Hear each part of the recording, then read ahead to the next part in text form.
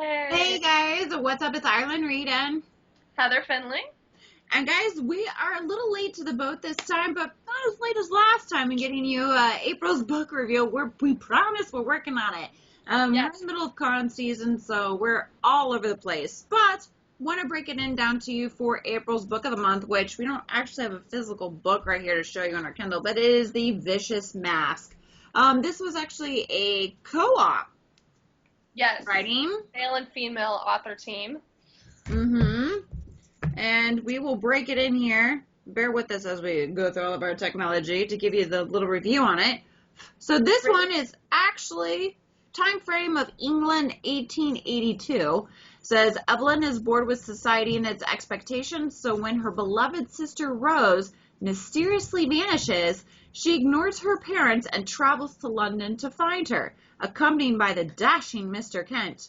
But they are not the only ones looking for Rose. The reclusive young gentleman Sebastian Braddock is also searching for her, claiming that both sisters have special healing powers. Evelyn is convinced that Sebastian must be mad until she discovers that his strange tale of extraordinary people are true, and that her sister is in more grave danger than she feared. So basically, this is Jane Austen meets X-Men in this thrilling Victorian adventure, is what this is. So, based upon the description, Heather, tell me what you thought. I feel like it didn't even really match that description a little bit. Yeah, so it was okay. There was special powers. There was Victorian. That's Mm-hmm. about that. And it was not very well written. So, overall, what would you say, because you got comic books back there behind you, so you're very, very familiar with the whole X-Men superpowers. What would you think? Thinking about them as X-Men made this book a little bit easier to get through, I think, but the superpowers were not as defined as they could have been. They were kind of all over the board with how they were describing them, to what extent. We were just getting little tidbits here and there. Yeah, what did you think? I think overall, basically, just to break it up, I thought that coming from having such history knowledge about anything related to Great Britain and any time frame, I'm very, very knowledgeable with the history, especially in the time frame of the Victorian era and with the 1882 setting. It didn't match anything. I don't feel like anything was researched to prove that it was back in this era. I don't feel that anything matched besides explaining the mode of transportation. I didn't get any insight. The characters, I don't feel really were well developed as far as kind of filling in that time frame. There was no additional information. There was no status that tells me where they belong in society, of why each individual thing that we were seeing throughout the book had significant value when the authors kept bringing up the things that were happening and what they were doing to society. You got to tell me what the individual's, establishment is in society before you tell me why it's such a big deal. The world building was a big yeah. fail for both of us. It didn't hold together real well. It was definitely as if they went and maybe rented a couple movies set in Victorian times and just scratched the surface without really doing any research, which would have made the book interesting. I mean, I feel like there's a lot of significant things that were happening in, the 1880s time frame, the 19th century, starting into the 20th century. There was so much that was happening over in England that you could easily tab in this, to make this book and blow this book up and, really build a strong world plot. So even if your characters weren't really well defined, you had a great base, especially if you were going to take this into other books, other series. I feel like once you have that strong world base, you completely have everything else. So the world building was not there for me. No, The characters. Bunch of characters. Yeah. So that killed it for me. I really need to see the world building, and again, I just, like you, I don't think it was really well written. Yeah. I felt like everything was all over here, and we weren't on as focal as we should have been. So jumping into characters, I know we yeah. were both confused because they just used last names, which, For the you men. know, they could have maybe covered a little more on that's what society did and stuff. So you're already stuck with just using last names. And then there was a huge problem with every character kind of felt the same, especially all the love interest / guys showing up. They all were the same personality. And you just Mr. this, Mr. that, and they were just popping up everywhere. Well, I feel like, again, using the last names, it would have been a lot different for me. I don't care if you use last names, because I know, like, military and stuff use last names, that's fine. But it was like you said, one personality fit all these men, so you didn't really know who was talking, and it really wasn't clear in the dialogue. They all had the same personality. They all had the same issues. You know, I just, like, overall, it was the same viewpoint for them. Like, and the transitioning from the male to the female characters wasn't there for me like it should have been. Like, I had to reread stuff because I'm like, did we switch over to the male? Is this the female? Like, it just wasn't there for me. It was just kind of flatline. Which was unfortunate because in the very beginning of the book, one of the first interactions our main girl, Evelyn, has with, was it Kent that she has the first interaction with? Where they're both kind of making jokes and they're, you know, kind of making fun of society and stuff. During that, I was like, oh, this is kind of interesting. I like her attitude towards this. I thought he was kind of supposed to be the boy next door that she was interested in or whatever, but then that just went off. But it was like, okay, that, at first, I was like, okay, I like this. And then she had the exact same interactions with this other guy. An exact same interaction with this person and this person. So it took away from anything interesting that drew me into that character.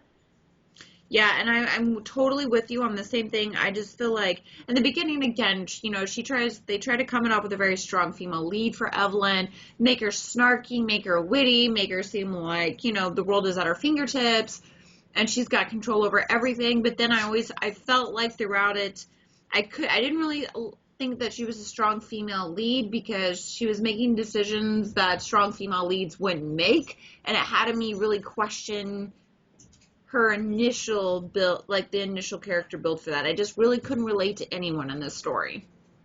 No. Sad to say, I just couldn't do it. I think the favorite character out of everybody was the butler that was just keeping their secrets. And he didn't really say anything or do anything, but I just liked that the butler was like, yes, ma'am, I saw nothing. What are you talking about? Like, he was like... He was like the greatest. Like, I need that guy, you know? I'm like, here, you know? You're awesome. He wasn't quite the, like, Batman Alfred butler that was, like, involved. He was more the just, like, I saw nothing. I do not know what you're talking about. Did you want your tea? Yeah, I really think that there could have definitely been, along with world building, or if there was no world building, I think that the character development could have been a lot better. It could have been more distinguished, more personality, kind of a little more get it together over, you know, who's what, what's where, what's going on, you know, and kind of rein it in with the amount of characters too, because there was like a group with superpowers. There was the friend of Mr. Kent. There was the family of the other guy that she was staying with. There was these people. Like, there was too much characters all just smashed in, and all of them had the same personality for the most part. So. Agreed. That's kind of the lump sum of everything. What would you give the book, actually? I would give it, okay, so my thing that I liked about the book is, for whatever reason, picking this up, I think I read it in like 2 or 3 days, just after work, like, just, like, it was fast, so I think that redeemed it slightly for me. I would still probably give it like 2.5, 3 stars, like, not continuing the series, which it obviously is going to lead into more. And Right. We did find out that this is a series that will be starting. I gotta agree with you. I'm gonna say 3. At most 2.5, 3 is probably where I would find my comfort. 2.75 if you have to really get into detail. again, some parts of it were fast for me. I think it's because, like, once I found out, like, someone had a superpower, I wanted to read more to see where it was going, just because, we're in that whole Marvel DC universe where we're seeing all these superheroes and powers. We want to find out what's going on type of scenario. And I think those are the parts that I went through really fast, while the others are just kind of like was for me. So I would say 2.5 to 3. Yes. 2 I will points. say it was kind of interesting finding out, as we were talking earlier, that the company that put this out is an imprint that they crowdfund. What was it? They're called Swoon Reads. And it's basically, it sounded like people vote on what books they want to have published, and it is unknown or unpublished writers. So that was interesting, finding out that that's how this book came to be. Should it have come to be? That's a whole other question, but it is interesting that that's how this happened, because that's kind of unique. Exactly, and I think that we're also seeing this starting trend where, this kind of late winter, spring, mid-spring, start of summer, a lot of we're seeing as far as a style that's being released from publishers for the YAs, whether it's historical, YA fiction, sci-fi, paranormal, whatever you want to call it, has actually been kind of plotted around the same time frame era. So we're seeing a lot of Victorian Sherlock Holmes. We got the Dark Days Club. I'm starting to see a lot of this kind of genre being pushed out. Again, how publishers do the books, pretty unsure of what's get published on where, but definitely have seen a lot of that. So that's something to watch in the future when we do a lot of reviews, is to kind of see what publishers are going to put out. Like, when we were talking about the Angels, when everyone was putting out about the Angels stuff, or when it was a big thing with vampires. And so maybe this is the new wave or the trend. I don't know. We'll see. We're definitely in a lot of time travel books coming out all of a sudden, and a lot of kingdoms and Victorian ages. Like, those are the 3 things right now that are popular. Right, so it's definitely something to watch out for. Would you say... We went totally different direction this month, luckily. Yeah, we're pretty excited. So, really quick to wrap up the Vicious Mask. So we can just move past it. So we can just whip this one out as it is done as Elefanito. We are sealed. Do you see this one becoming a movie? I think done... If someone were to just take the elements of it, there was some okay elements. I wouldn't mind seeing superpowers used in a Victorian era. I wouldn't mind seeing a female lead in that. Like, there's aspects of it, and the fact that they did a lot of more like the underground, like there was a magic show, there was the brothel, like some different stuff. There's enough elements that if those came to be a movie, it could be good. This specific storyline, no. But with how loosely some things are based on books, if they could just take those good things and make it into something. Yeah, for sure. What would you say for this would be people who are interested in historical, paranormal, sci-fi teen reads? Yeah. I mean, that kind of lump sum. The dragon that was in the... What was that? If you're a fan of that one, this one. There is no lusciously Fabio waves of mane dragons in this book, so we can rule out that type of fantasy. Yeah. Sorry about your Fabio dragon. Definitely historical, which I know that's not a genre that I've necessarily read a lot of, so I don't have a lot to pull from, but I know that there's been different books. Like, I think The Diviners is one that's, the 20s in New York. Like, I would assume that it would fit in with those type of books and stuff. Right. All right, so that one is down in the bag. April's review is done. We've got some amazing things coming for you guys in May. We're actually going to do 2 book reviews. Woohoo! Not one. You got to wait for every month, about 6 weeks, however we get them out. You guys actually get 2 this month.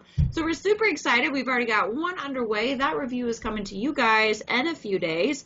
We promise we're getting it out in the middle of the month. And then we have a second one, which we'll be wrapping up for you guys at the end of the month. Super excited.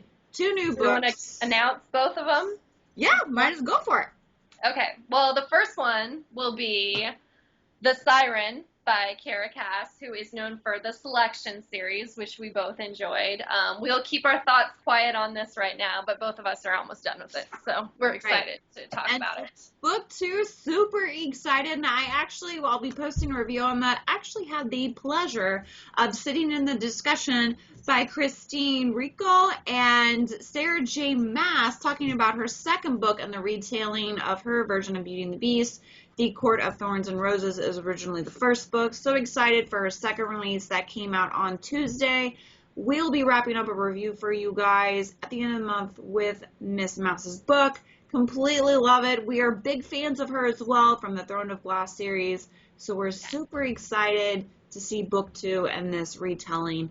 So pretty excited. Got some great stuff for you guys. All kinds of cool stuff. Plus, stay tuned. Heather has tons of cool stuff on your comic book, things you should be reading as far as the monthly recaps. On her channel, I'm freaking behind on all my books and reviews from Owlcrate and doing all my monthly reads. So just bear with us. Con season of the hecticness is finally starting to thin out a little bit, and we can be a little more punctual in getting this information stuff out for you fellow readers. So we're getting in the swing of things. We're working on it. So we're shaking our groove thing. So yeah, anything else you think you want to add for this month's review? I think that's it for right now.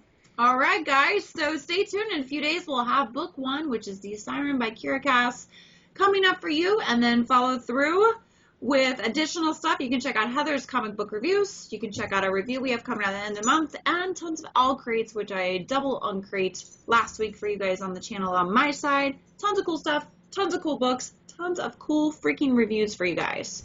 So we'll catch you in a few days. See you guys. Bye.